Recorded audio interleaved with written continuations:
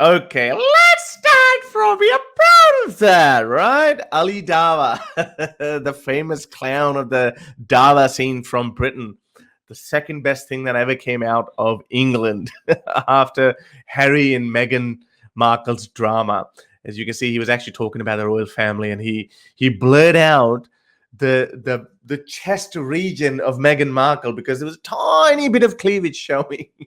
So he was like, "No, you can't show that because if I show that, all those guys will be wanking over it, and their iman will be in danger." And you know how it goes because they can't control themselves. The urges, they look at something, like, oh, they lose their mind. But anyway, so that guy, yes. So he apparently uploaded a video. Somebody told me, I don't want to watch him. Like it's just.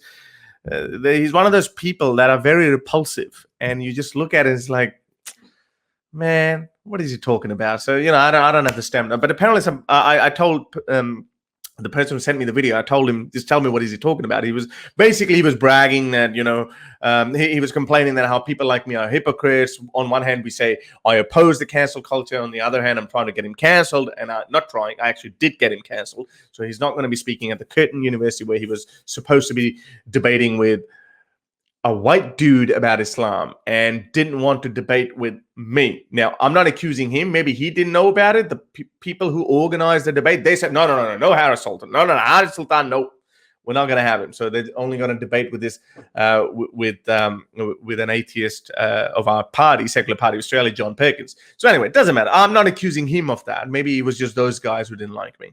But I didn't know that before I started this campaign against him. So anyway, so he's been deplatformed from Curtin University. He wouldn't be speaking there, but he can still come to Australia, and that's what he was bragging about. He was like, "Yeah, I'm gonna go take some photos with kangaroos, male kangaroos, I hope, because female kangaroos will have to wear a burqa if they have to sit next to, because who knows? People who watch his videos, they might get excited." So anyway, so he was talking about it, and it actually can happen. So this is why it's very important that you guys go.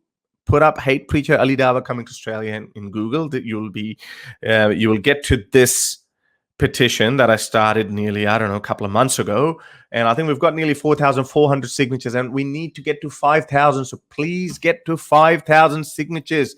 It's very important that we get to 5,000 signatures, and only then I might be able to raise the matter in Australian Parliament that people like him should be banned from entering Australia. Now, this is not something new that I'm doing. It's actually not new. Australia is way ahead of these guys when it comes to cancel culture. And it's not actually canceling it. In Australia, we have a very strong tradition of, maybe that's got to do with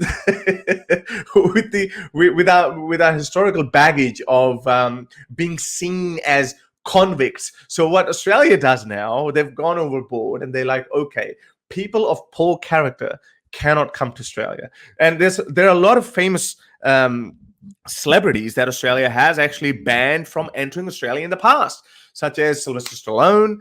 I think Johnny Depp is banned as well now, or maybe he was deported. Actually, I can't remember when he brought his two dogs without getting them through quarantine in his private jet, and people were like, "Oh, you can't do that." Snoop Dogg, Chris Brown, Floyd Mayweather, and our very own Canadian imam, someone that is you can relate him more with Ali Dawah. This guy, Bilal Phillips, Sheikh Bilal Phillips. Now, he was banned entry in Australia back in 2007 when then Immigration Minister Kevin Andrews stepped in to deny him entry into Australia. Why? For a start, the US government named him an unindicted co-conspirator in the 1993 World Trade Center bombing in New York, and he was deported from the US in 2004. So now I obviously I don't know how much of evidence there is, but these guys have skeletons in their closet. They have said something atrocious at some point in their lives. And, it's not like you having a conversation with someone, in your living room, or, 9/11 was an inside job. Lunar landings never happened. Talking about all of these kind of things like terrorist activities, or extremist things. Like, for example, I think Dr. Brother Daganak, he He's also not allowed to, and I'm pretty sure he was banned from entering UK, but I think he can't go to the United States or Canada either. So these guys have actually said really terrible things, and Ali Dawah proudly says it. He is, I'm quoting, proud of that ex-Muslims or apostates should be killed, executed. He said it over and over again. There's a video in that embedded in that petition. Go check it out. Stupidly, he also said that he would marry off his 9-year-old daughter if he thinks she's sexually mature, and their definition of sexual maturity is if she has had her period. So these are the things that he said. So, and that is obviously an unfit character. And he's not someone who's just going to be speaking with someone in private.